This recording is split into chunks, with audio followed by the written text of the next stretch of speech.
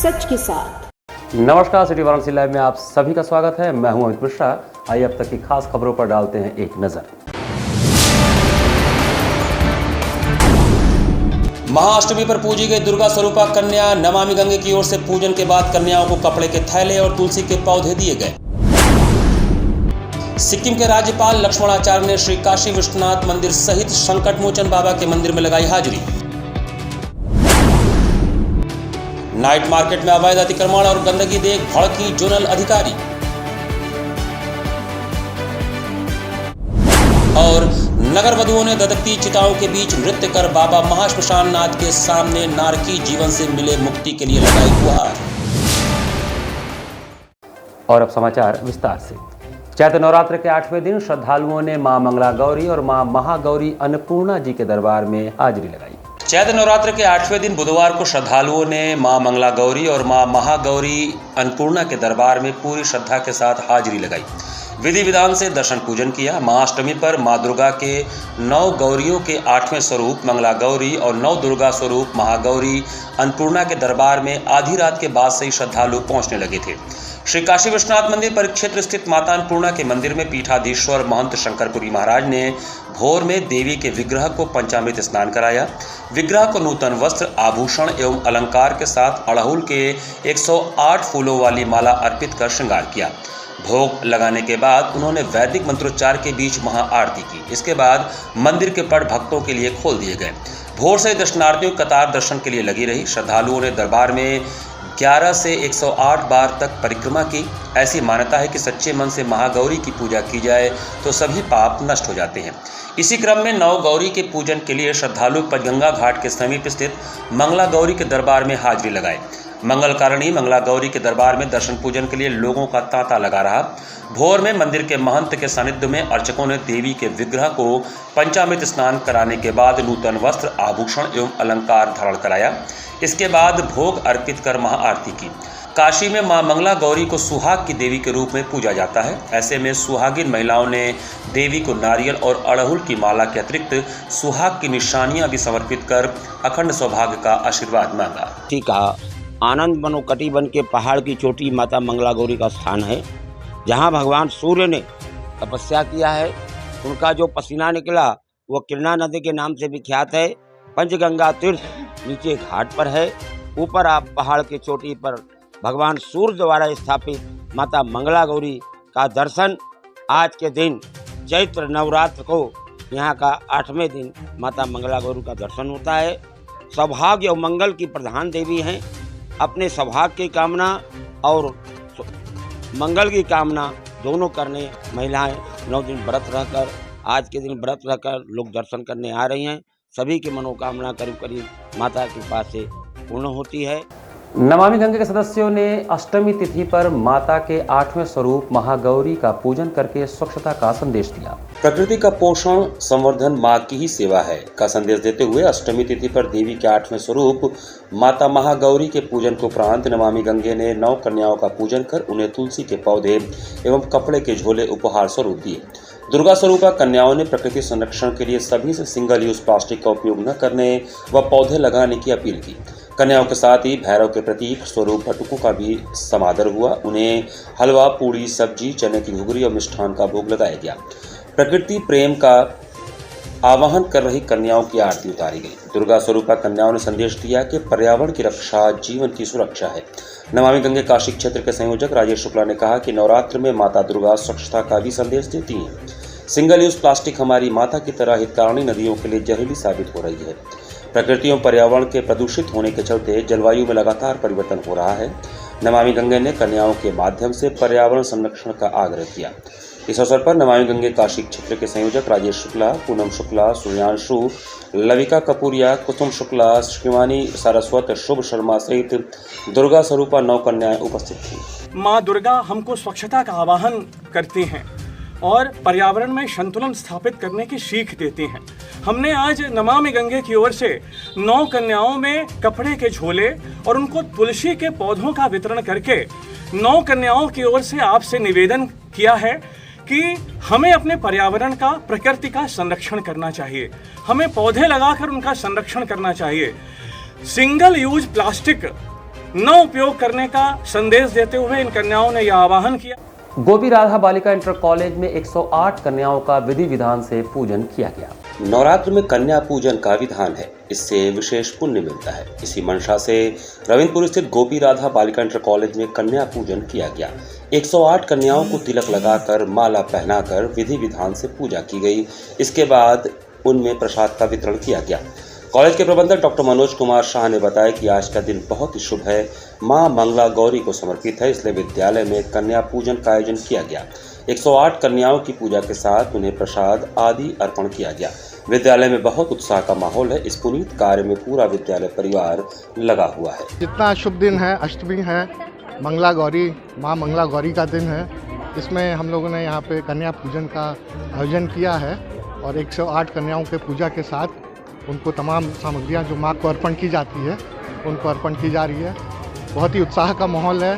सारी हमारी अध्यापिकाएँ, अध्यापक और समस्त विद्यालय परिवार इस कार्य में, पुनीत कार्य में लगा है और इसके साथ ही आप सभी को भी महाअष्टमी की बहुत शुभकामनाएं। हाँ सर, यहाँ पे कितनी कन्याओं का पूजन किया गया और कितनी पुरानी यहाँ पे परंपरा निभाई जा रही है? देखिए, विद्यालय 60 साल पुराना है और हमेशा से ये प्रबंधन का और सारे शिक्षकों का ये रहा है कि यहाँ पे जो भी हमारे सनातन धर्म की परंपराएं हैं पिछले विगत 60 वर्षों से, चाहे तुलसी विवाह हो, चाहे कन्या पूजन हो, हनुमान जयंती के दिन हो, रामनवमी के दिन हो, सारे अपने सनातन धर्म के, हिंदू धर्म के जो त्यौहार हैं, वो रीति रिवाज हैं, उनको बहुत धूमधाम से मनाया जाता है। उद्देश्य क्या है इस कार्यक्रम का? उद्देश्य यही है कि हमारे बच्चों के बीच में जागरूकता हो और अपने सनातन रीति रिवाज को, जिसके लिए हमारा भारत देश है, अपनी संस्कृति को ये बच्चे बहुत अच्छे से जानें।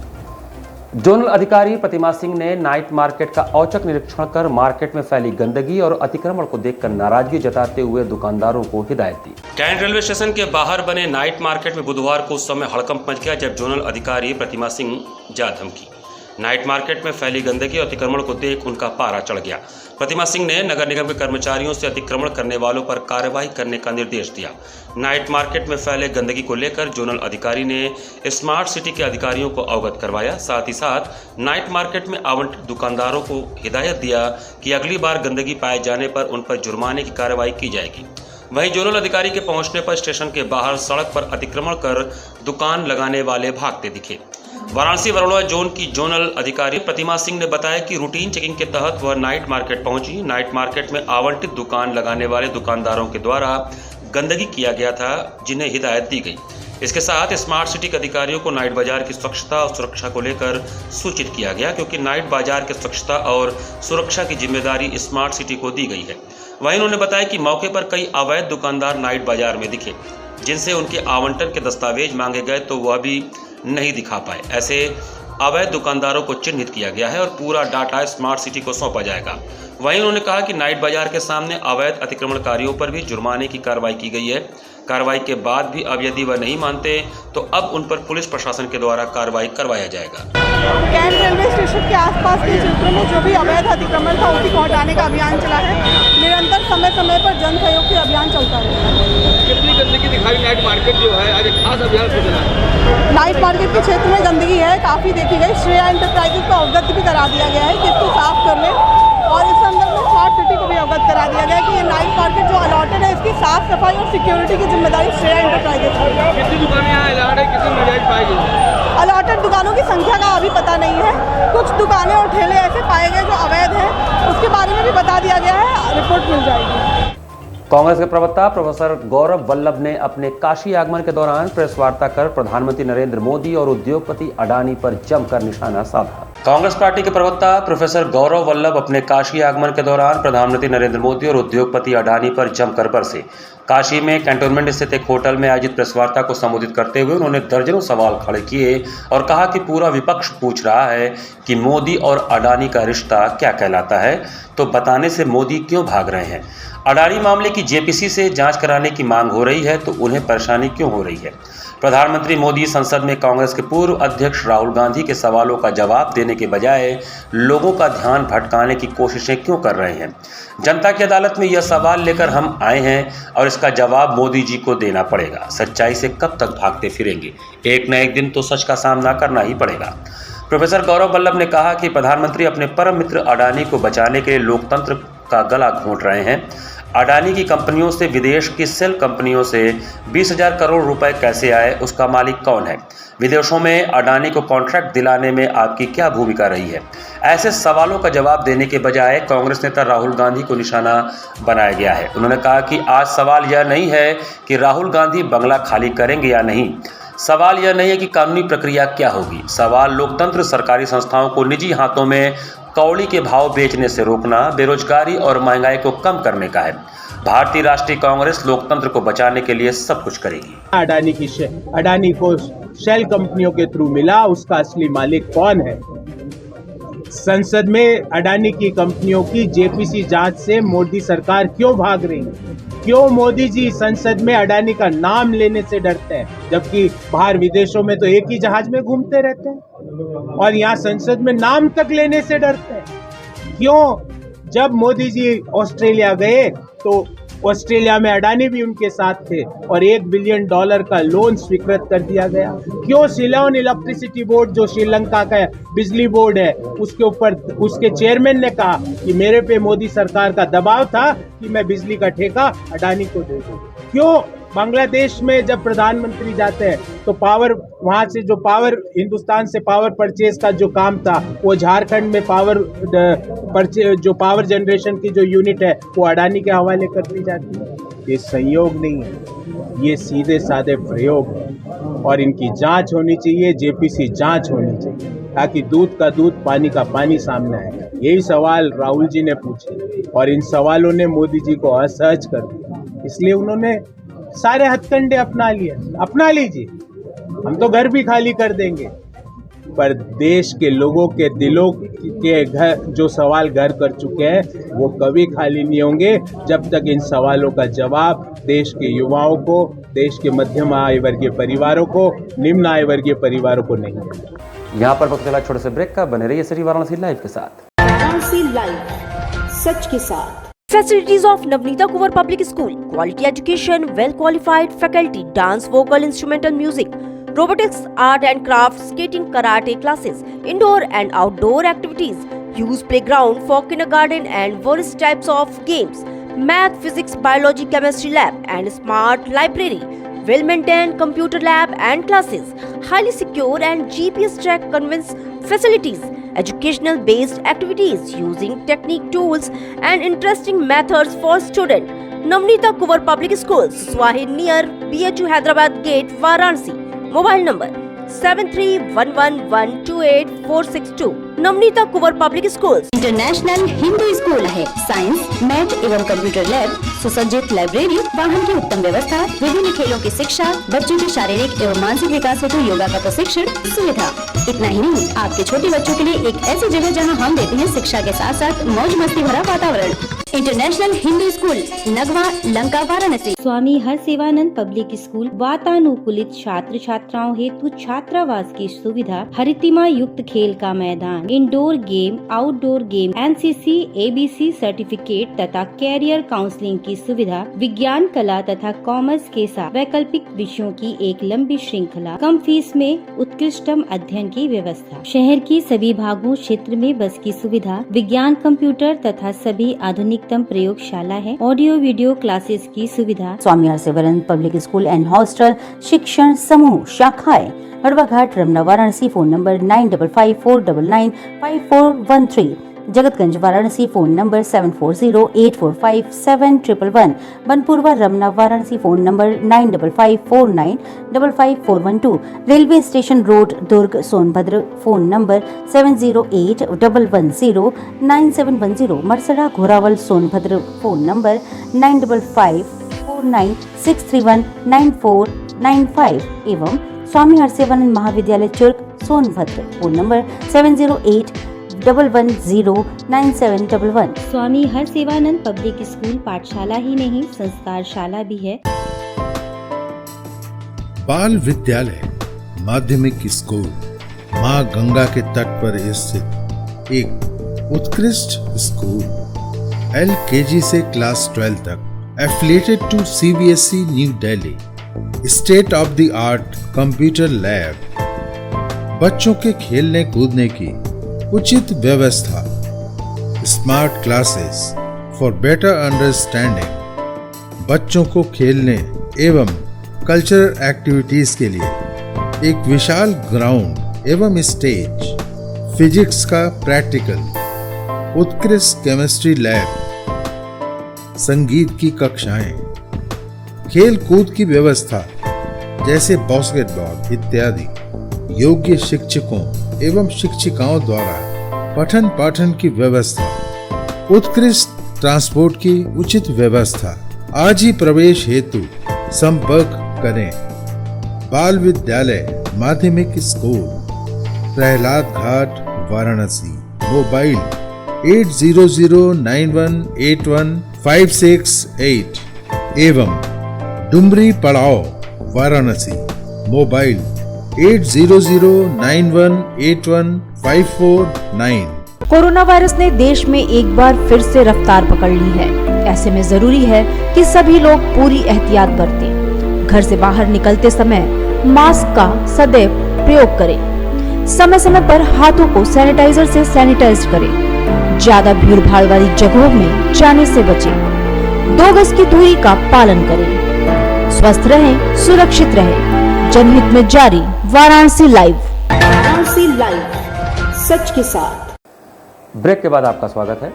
बुधवार को सिक्किम के राज्यपाल लक्ष्मण आचार्य ने संकटमोचन मंदिर में दर्शन पूजन किया। 4 दिवसीय दौरे पर काशी आए सिक्किम के राज्यपाल लक्ष्मण आचार्य ने बुधवार को संकटमोचन मंदिर में दर्शन पूजन किया। उन्होंने बाबा संकटमोचन से अपने राज्य की समृद्धि और बेहतर तरीके से उसकी सेवा करने का आशीर्वाद मांगा। इस दौरान सुरक्षा के कड़े इंतजाम रहे। लक्ष्मण आचार्य 4 दिवसीय दौरे पर अपने गृह जनपद आए हैं। पहले दिन महापुरुषों की प्रतिमाओं पर पुष्प अर्पित कर उनके प्रति अपनी श्रद्धांजलि अर्पित की। वहीं दूसरे दिन प्रसिद्ध मंदिरों में दर्शन पूजन का कार्यक्रम किया। इसी क्रम में संकटमोचन मंदिर में दर्शन पूजन करने पहुंचे। उन्होंने कहा कि भगवान राम ने कहा है कि जननी और जन्मभूमि स्वर्ग से भी महान होती है। मैं उसी का हिस्सा हूं। मेरा सौभाग्य है कि संकटमोचन का दर्शन कर उनसे प्रार्थना किया कि मुझे जिस राज्य का सेवा करने का अवसर मिला है उसकी बेहतर सेवा कर काशी का सम्मान बढ़ा सकूं। उन्होंने कहा कि काशी विश्व की सबसे बड़ी सांस्कृतिक राजधानी है। सौभाग्य की बात है कि सांस्कृतिक गरिमा के अनुरूप सुंदर काशी का निर्माण हो रहा है। बहुत अच्छा है। मैं काशी का तो हूँ और भगवान श्री राम ने कहा है कि जननी जन्मभूमिश्च स्वर्गादपि गरीयसी।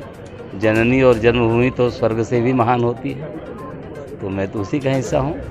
मेरा सौभाग्य है कि संकटमोचन जी का दर्शन करके भगवान से मैंने प्रार्थना किया कि मुझे जिस राज्य की सेवा करने का अवसर मिला है उसकी बेहतर सेवा करके मैं काशी का सम्मान बढ़ाने का अवसर प्राप्त करूं। इतनी संकटमोचन जी से प्रार्थना किया है। काशी के लिए आपका क्या है, क्या यहाँ के लिए आपके लिए मन में है, क्या करना चाहेंगे? काशी तो विश्व की सबसे बड़ी सांस्कृतिक राजधानी है। सौभाग्य की बात है कि सांस्कृतिक गरिमा के अनुसार जो इसकी पहचान है उसके अनुसार एक सुंदर काशी का निर्माण हो रहा है, सुंदर काशी बन रही है। हमारा बहुत अभिनंदन है आप सबको।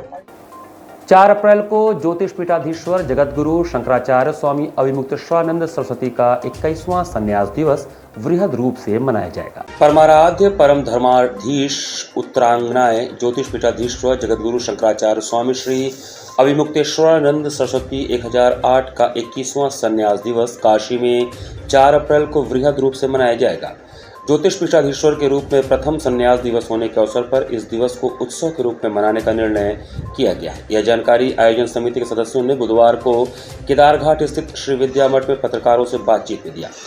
उन्होंने बताया कि चैत्र शुक्ल त्रयोदशी तदनुसार दिनांक 4 अप्रैल 2023 को अपराह्न 2 बजे से सायंकाल 5 बजे तक सिगरा स्थित रुद्राक्ष कन्वेंशन सेंटर के सभागार में होने वाली इस आयोजन में काशी की 108 संस्थाओं की ओर से जगतगुरु शंकराचार्य स्वामी श्री अविमुक्तेश्वरानंद सरस्वती महाराज का नागरिक अभिनंदन किया जाएगा। संन्यास दिवस समारोह में काशी के अनेक संतों, महंतों, संस्कृत के विद्वानों को भी आमंत्रित किया गया है। इस अवसर पर समाज के विभिन्न क्षेत्रों में अति विशिष्ट योगदान करने वाली 9 विभूतियों को महाराज श्री के करकमलों द्वारा सम्मानित भी किया जाएगा। इस समारोह में विभिन्न ग्रंथों का विमोचन भी शंकराचार्य जी महाराज के द्वारा किया जाएगा। इस उत्सव के दौरान आदि शंकराचार्य भगवान पर आधारित एकांकी का मंचन भी प्रस्तावित है। यह एकांकी काशी के उदीयमान रंगकर्मी उमेश भाटिया के निर्देशन में तैयार किया जा रहा है। ये कार्यक्रम रुद्राक्ष कन्वेंशन सेंटर में होगा 4 अप्रैल को दोपहर में 2 बजे से 5 बजे तक। कहाँ से लोग शिरकत कर रहे हैं? अनेक जगहों से संत, महंत और विद्वान लोग यहाँ पर आएंगे। मंगलवार की रात मणिकर्णिका घाट स्थित बाबा महाश्मशान नाथ मंदिर में नगर वधुओं ने पूजन अर्चन कर जलती चिताओं के बीच नृत्य किया। मणिकर्णिका घाट स्थित बाबा महाश्मशान नाथ मंदिर में मंगलवार की रात नगर वधुओं ने पूजन अर्चन किया और जलती चिताओं के बीच नृत्य करके 400 साल से चली आ रही परंपरा निभाई। नगर वधुओं ने बाबा से गुहार लगाई कि अगले जन्म में उन्हें नगर वधु के रूप में जन्म न लेना पड़े।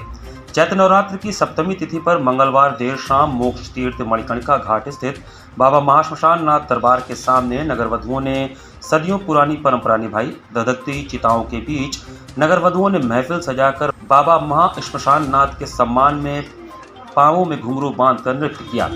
बाबा के 3 दिवसीय श्रृंगार महोत्सव के अंतिम निशा में सुर, लय और ताल की त्रिवेणी प्रवाहित कर नगर वधुओं ने बाबा से गुहार लगाई कि बाबा अगला जन्म सुधारें और इस नरक से मुक्ति प्रदान करें। नगर वधुओं ने अपने नृत्य से शवलोक में शिवलोक का मंजर पेश कर संदेश दिया कि मोक्ष की नगरी काशी, जहां जन्म और मृत्यु दोनों ही उत्सव है। घाट पर अपनों की शव यात्रा में आए लोग यह नजारा और काशी की अद्भुत परंपरा को देख चकित हुए। वहीं अद्भुत नृत्यांजलि दृश्य को देखने के लिए काशी सहित देश के कोने कोने से शिव भक्त शाम से ही घाट पर पहुंचने लगे थे। इसके पहले मां श्मशान नाथ का राजशाही श्रृंगार हुआ। चैनू प्रसाद गुप्ता एवं गुलशन कपूर के अगुवाई में मंदिर और बाबा के पावन लिंग का बेला, गुलाब आदि सुगंधित फूलों से श्रृंगार किया गया। इसके बाद मदिरा आदि का भोग लगाया गया। सायंकाल पंचमकार का भोग लगाकर तांत्रोक्त विधान से भव्य आरती की गई। दूर दराज से आई नगर वधुओं ने बाबा की आराधना की। उन्होंने गर्भगृह में दीप जलाकर पूजन किया। गणिका के जीवन के अंधकार से छुटकारा पाने की अर्जी लगाने के साथ चैती व कजरी आदि गीतों पर नृत्य किया। बाबा का भजन दुर्गा दुर्गति नाशिनी, ओम नमः शिवाय, मणिकर्णिका श्रोत, खेले मसाने में होरी के बाद दादरा, ठुमरी, चैती गाकर बाबा के श्री चरणों में अपनी गीतांजलि भी अर्पित की। गायक जय पांडे ने ओम मंगलम, ओमकार मंगलम, बम बम लहरी भजनों से श्रद्धालुओं को झूमने पर मजबूर कर दिया। बताया जाता है कि यह परंपरा राजा मान सिंह के समय की है, जब काशी के तमाम कलाकारों ने बाबा मशान नाथ के दरबार में हाजिरी लगाने से इनकार कर दिया था। तब इन्हीं नगर वधुओं ने बाबा के दरबार में अपनी प्रस्तुति देकर अपने लिए बेहतर जिंदगी की कामना की थी। यह परंपरा तब से आज तक अनवरत चली आ रही है। धर्म की नगरी काशी का मोक्ष तीर्थ महाश्मशान मणिकर्णिका घाट, जहां हिंदू अंतिम संस्कार को मोक्षदायी माना गया है। कहते हैं यहां अंतिम संस्कार होने पर जीव को स्वयं भगवान शिव तारक मंत्र देकर जन्म मरण के बंधन से मुक्त कर देते हैं। लेकिन हर साल चैत्र नवरात्रि की सप्तमी तिथि को यहाँ का नज़ारा अलग ही होता है। बदनाम गलियों के अंधेरे से निकलकर नगर वधुएं महाश्मशान में नृत्य करके अपने लिए अगले जन्म में बेहतर जिंदगी की कामना करती हैं। दरअसल 17वीं शताब्दी में काशी के राजा मानसिंह ने इस पौराणिक घाट पर भूत भावन भगवान शिव, जो मसान नाथ के नाम से श्मशान के स्वामी हैं, के मंदिर का निर्माण कराया और साथ ही वे यहाँ भव्य संगीत समारोह कराना चाहते थे। लेकिन एक ऐसे स्थान पर जहाँ चिताएं जलती हों, संगीत के सुरों को छेड़े भी तो कौन। जाहिर है कोई कलाकार यहाँ नहीं आया, आई तो सिर्फ तवायफें। और तब से लेकर आज तक इस परंपरा का निर्वहन किया जा रहा है।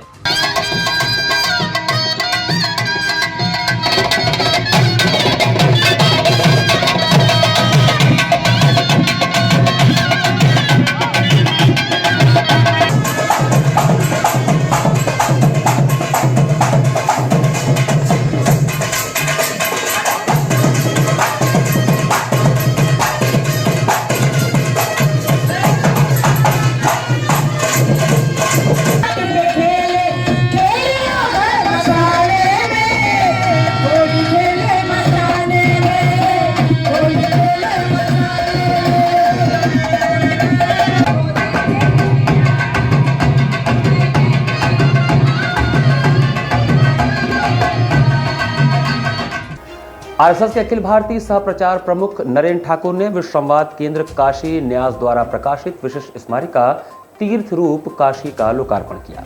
तीर्थाटन की मौलिकता, धार्मिक महत्व, आध्यात्मिकता बनी रहनी चाहिए, यह संदेश युवा पीढ़ी में अनिवार्य रूप से पहुंचे।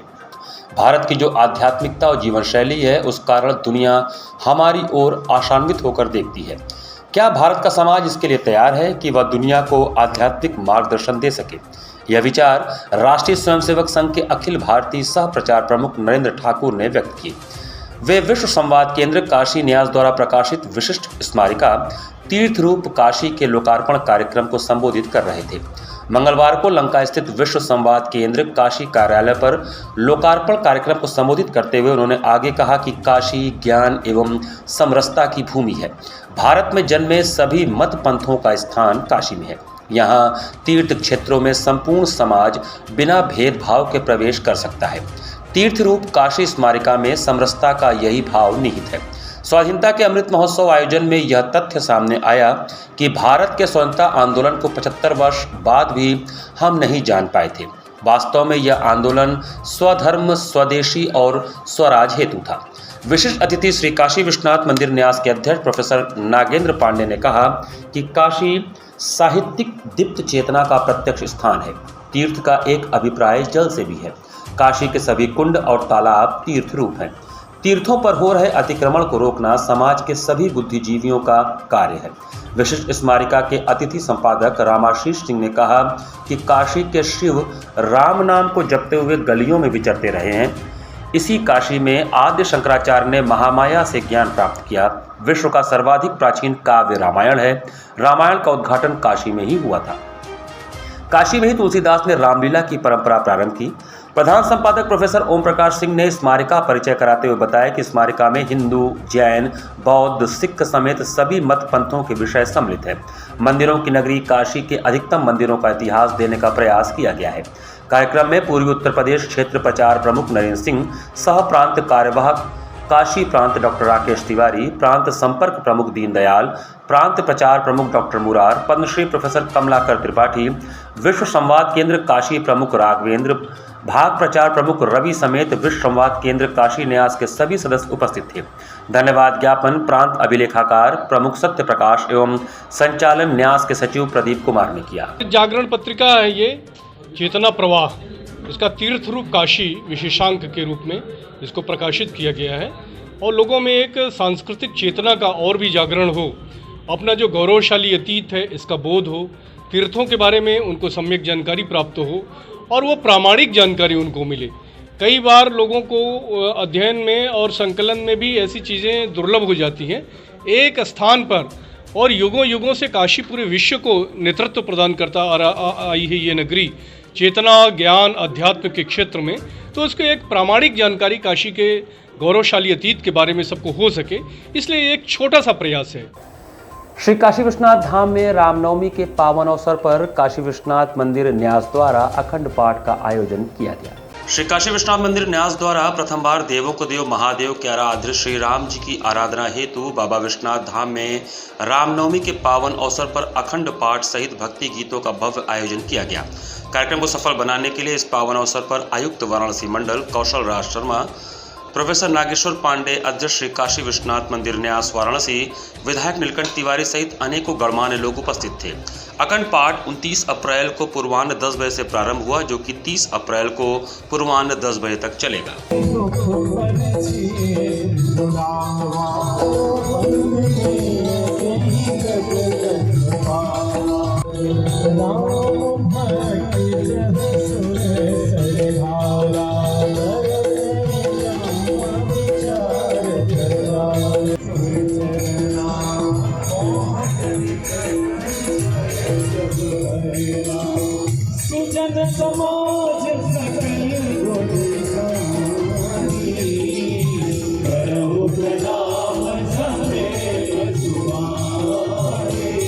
क्षेत्रीय कला प्रदर्शनी एवं ललित कला विभाग महात्मा गांधी काशी विद्यापीठ द्वारा बुधवार को कला मेला का उद्घाटन किया गया। राज्य ललित कला अकादमी लखनऊ की ओर से क्षेत्रीय कला प्रदर्शनी एवं ललित कला विभाग महात्मा गांधी काशी विद्यापीठ द्वारा आयोजित कला मेला का उद्घाटन बुधवार को विभाग के सभागार में विश्वविद्यालय के कुलपति प्रोफेसर आनंद कुमार त्यागी ने दीप प्रज्वलित करके किया। इस अवसर पर मुख्य अतिथि के रूप में प्रोफेसर त्यागी ने कहा कि कला को देखने और समझने के लिए दो भेद किए जाते हैं, प्रत्यक्ष एवं अप्रत्यक्ष। प्रत्यक्ष वस्तु सबको दिखता है और प्रत्यक्ष वस्तु मस्तिष्क के अंदर होता है। कलाकार अपने मस्तिष्क से, अपने शब्दों से जो बातें नहीं कह पाते हैं उसे चित्रों के माध्यम से व्यक्त करते हैं। उन्होंने कहा कि एक बंद कमरे में अपनी बात नहीं कही जा सकती। कला का उद्देश्य यही होना चाहिए कि समाज का कोई भी व्यक्ति अछूता न रहे। उन्होंने प्रदर्शित कलाकृतियों को देखकर कहा कि मानवीय मस्तिष्क को इतना ऊंचाई तक ले जाइए कि विश्वविद्यालय के साथ बनारस का भी नाम ऊंचा हो सके, यही शुभकामना है। राज्य ललित कला अकादमी द्वारा आयोजित क्षेत्रीय कला प्रदर्शनी में पूर्वांचल जिले के संबंधित कलाकारों की कलाकृतियां प्रदर्शित की गई हैं। प्रदर्शनी में कला, संस्कृति, काकोरी कांड, साधु, बुद्ध, प्रकृति चित्रण, लोक कला एवं मूर्ति कला के अंतर्गत ब्रांच, सिरेमिक, मिक्स सामग्री द्वारा बनाई गई कलाकृतियां प्रदर्शित की गई हैं। विभाग परिसर के मैदान में इंस्टॉलेशन आर्ट का भी प्रदर्शन किया गया है, जिसमें ध्यान मुद्रा में योगी, जलपरी, इंडिया गेट, G20 सम्मेलन इत्यादि का भी प्रदर्शन किया गया है। कला मेला में 18 कला स्टॉल एवं 5 फूड स्टॉल लगाए गए हैं। कला मेला में विश्वविद्यालय संबंधित महाविद्यालय गंगापुर परिसर, जीवनदीप महाविद्यालय, NTPC शक्तिनगर, धीरेन्द्र महिला महाविद्यालय, महादेव PG कॉलेज एवं लिटिल फ्लावर स्कूल के स्टॉल पर कलाकृति प्रदर्शित की गई है। इस अवसर पर विश्वविद्यालय के chief proctor professor Amita Singh, professor Ramashray Yadav, professor Rajmani, professor S Pranam Singh, Premchand Vishwakarma, professor KK Singh, doctor Shatrughan Prasad, doctor Ramraj, doctor Snehlata Kushwaha, Sushri Shalini Kashyap, doctor Om Prakash Gupta, doctor Kavita Arya, doctor Shashikant Nag, doctor Vijay Ranjan, doctor Shubhra Verma, doctor Satish Kushwaha आदि लोग उपस्थित थे।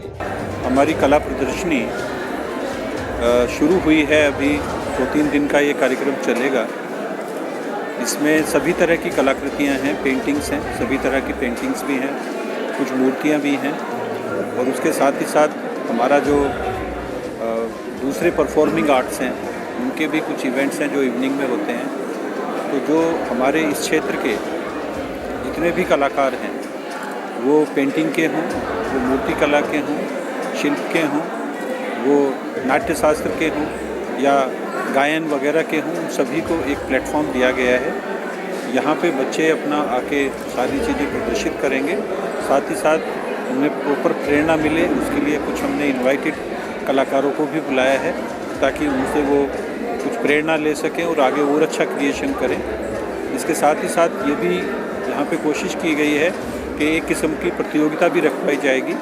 कुछ विशेषज्ञ आके इनमें से अच्छी कलाकृतियों का चयन करेंगे और 3 कलाकृतियों को पुरस्कृत भी किया जाएगा। मैंने मैक्सिको का मॉन्यूमेंट बनाया है जो है एक पिरामिड है जिसका नाम चीचेन इट्जा है। क्या दर्शाना चाहती है? ये G20 के सारे देशों को मतलब दर्शा रहे हैं, उन सब के फ्लैग्स को, मॉन्यूमेंट्स को, फेमस प्लेसेस को बना करके। और हम लोग सब लोग मिलकर 20 लोग का ग्रुप था, हम लोग ने G20 को दर्शाया है बहुत ही अच्छी तरीके से। 20 देशों का मॉन्यूमेंट के साथ साथ उनके फ्लैग्स भी हम लोग ने बनाए हैं। हॉल भी लगा है और यहाँ हम लोग के वर्क्स भी आए हैं और ये G20 को हम लोग पूरा रिप्रेजेंट कर रहे हैं, पूरे 20 कंट्रीज़ को हम लोग रिप्रेजेंट कर रहे हैं विथ मॉन्यूमेंट्स, उनके मॉन्यूमेंट्स के हिसाब से। तो यहाँ कंट्री के फ्लैग्स भी हैं और मॉन्यूमेंट्स भी हैं। ये पूरा G20 हम लोग पूरा रिप्रेजेंट कर रहे हैं, आप जो कि आप देख सकते हैं। और यहाँ हम लोग के स्टॉल्स लगे हैं, वर्क्स हैं। ये हर साल का प्रोग्राम है और इस साल थोड़ा लेट हो गया, नहीं तो ये 7 to 8 डेज़ का ये पूरा प्रोग्राम रहता है। इसी के साथ सिटी वाराणसी लाइव का ये संस्करण हम समाप्त करते हैं। मुझे दीजिए आज्ञा, नमस्कार।